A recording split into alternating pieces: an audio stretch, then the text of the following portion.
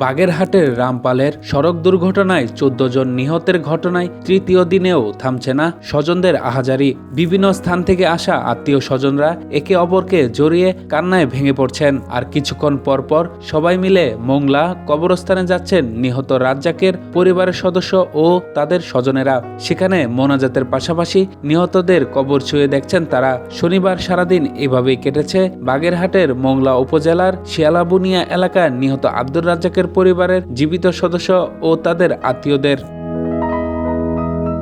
সকালে শিয়ালাবুনিয়া সাত্তারলেন সংলগ্ন আব্দুর রাজ্জাকের বাড়ির সামনে মসজিদ থেকে আনা কয়েকটি খাটিয়া পড়ে থাকতে দেখা যায়। বাড়ির আঙিনায় গভীর নীরবতা। কিছুক্ষণ পরপর পরিবারের সদস্য ও স্বজনরা যাচ্ছেন কবরস্থানে। সেখানে গিয়ে প্রিয়জনদের কবরের পাশে দাঁড়িয়ে দোয়া করছেন। কেউ কেউ কবরের মাটি ছুঁয়ে নিঃশব্দে কাঁদছেন। এদিকে বেলা ১১টার দিকে দুর্ঘটনায় নিহত নববধূ মিতুর বাবা আব্দুল সালাম খুলনার কয়রা থেকে মোংলা কবরস্থানে আসেন। সদ্য গড়া মেয়ের সংসারের স্বপ্ন দেখছিলেন তিনি, কিন্তু সেই স্বপ্ন এখন কবরের মাটির নিচে। কবরের পাশে দাঁড়িয়ে আব্দুল সালাম বলেন, আমার তো সব শেষ হয়ে গেছে।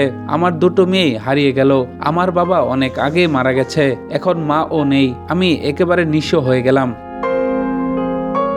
তাকে কাছে পেয়ে নিহত আব্দুর রাজ্জাকের পরিবারের সদস্যরা আরো বেশি কান্নায় ভেঙে পড়েন। এদিকে কবরস্থানে বসে আকাশপানে চেয়ে আছেন দুর্ঘটনায় স্ত্রী ও ৩ কন্যা সন্তান সহ পরিবারের ৯ সদস্যকে হারানো আশরাফুর রহমান জনি। হারানোর কিছুই যে আর অবশিষ্ট নেই। এখন তিনি আর কান্না করছেন না, শোকে পাথর তিনি।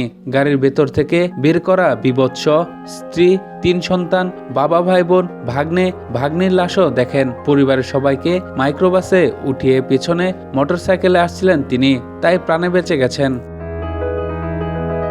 জনি বলেন, আসলে আমাদের আর কি বলার আছে, আমাদের সব শেষ হয়ে গেছে। তবে সরকারের কাছে একটা কথা বলতে চাই, খুলনা মোংলা মহাসড়ক এখন মরণ ফাঁদে পরিণত হয়েছে। যে কোনো মূল্যে নৌবাহিনীর বাদসহ এই সড়কে চলাচল করা সব যানবাহনের গতি নিয়ন্ত্রণ করা দরকার। এদিকে সড়ক দুর্ঘটনার কারণ অনুসন্ধানে 3 সদস্যের একটি তদন্ত কমিটি গঠন করেছে জেলা প্রশাসন। নিহতদের স্বজনরা অভিযোগ করছেন, নৌবাহিনীর স্টাফ বাসটির অতিরিক্ত গতির কারণে এই মর্মান্তিক দুর্ঘটনা ঘটেছে।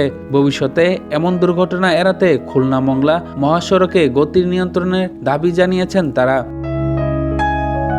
তবে ঘটনার 3 দিন পার হলেও এখন পর্যন্ত নিহতের স্বজনরা কোনো মামলা বা অভিযোগ করেননি। তবে অভিযোগ বা মামলা করলে তদন্তপূর্বক ব্যবস্থা নেওয়া হবে বলে জানান কাটাখালী হাইওয়ে থানার ভারপ্রাপ্ত কর্মকর্তা মোহাম্মদ জাফর আহমেদ। তবে বৃহস্পতিবার বিকেলে খুলনা মোংলা মহাসড়কের বেলাই ব্রিজ এলাকায় নৌবাহিনীর স্টাফ বাস ও যাত্রীবাহীর একটি মাইক্রোবাসের সংঘর্ষে বরকনে সহ 14 জন নিহত হন।